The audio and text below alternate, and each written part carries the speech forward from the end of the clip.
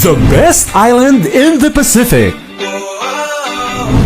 Cebu Island proves to be a place that stayed in the hearts and minds of travelers from all over the world. International travel magazine Condé Nast has declared Cebu and the Visayas Island as the best islands in Asia, beating the likes of Sri Lanka or Koh Phangan in Thailand, even Palawan, Siargao, and Boracay in the Philippines. Cebu is one of the most visited places in the country.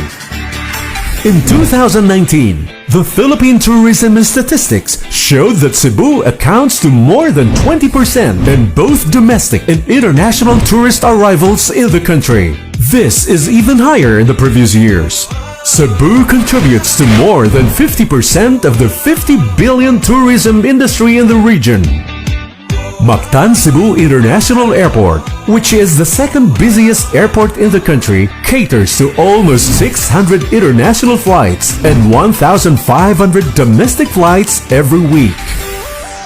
But in the year 2020, travels began to be out of reach in the face of a pandemic.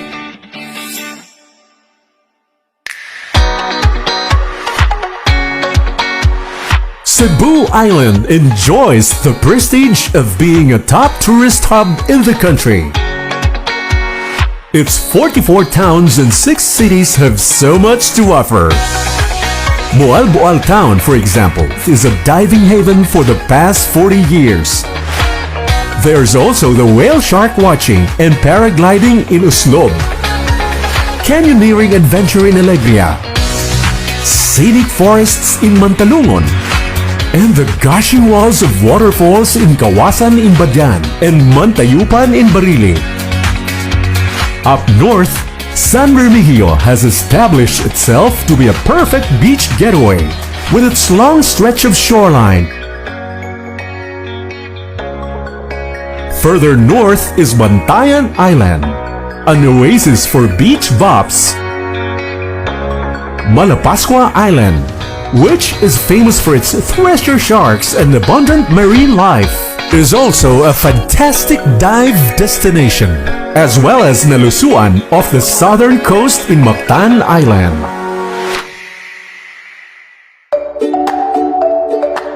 But it was during the Suri-Suri Cebu tours around the province that countryside tourism spurred and gave birth to more investment opportunities.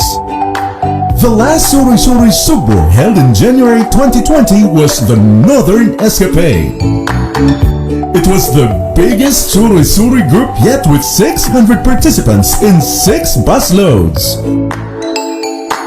Shortly after, the horrible news of a novel coronavirus wreaking havoc across the world began.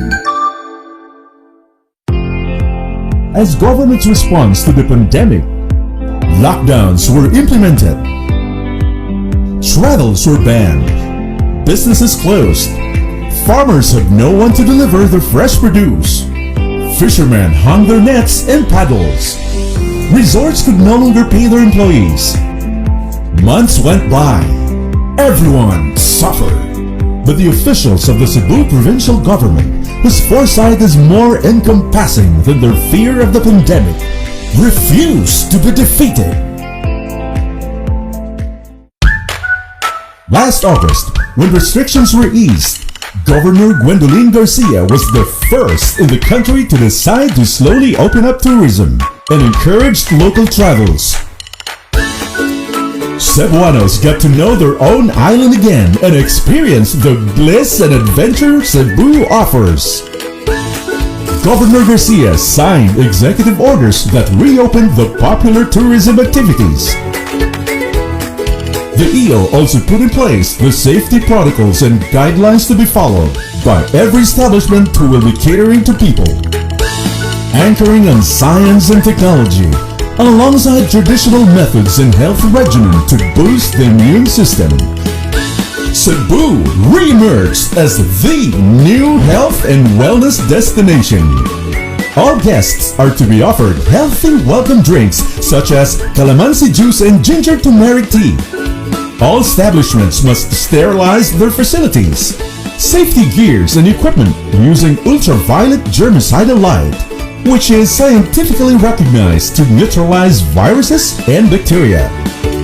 Frontline staff like receptionists, waiters, busboys, briefers and servers are required not just to wear face masks and face shields, but preferably air purifiers as well. The Cebu provincial government created a provincial tourism task force to monitor compliance of the agreed protocols, standards and guidelines. To control the movement of tourists, booking of tour activities is done through the Cebu Province's portal. Discover.cebu.gov.ph to regulate the numbers allowed for each activity. Since the relaunch of tourism activities in Oslob last July 31, more and more tourists are starting to head off to the countryside. Livelihoods are back! But this is not enough. In a bold and brave move, Governor Garcia was the first local chief executive in the country to junk the RT-PCR test and travel authority requirements for travelers coming to Cebu, and give way to a less hassle travel as she decided to open up Cebu to the rest of the country. A confirmation ruling from the national government through the IATF and the Department of Interior and Local Government parried all criticisms and attempts to prevent this from happening. Now, Cebu is ready to welcome its guests from other provinces and cities. For starters, capital with the help of the private sector, the airlines, tour operators and accommodation establishments created tour packages that will entice tourists to stay for 4 days and 3 nights at affordable rates.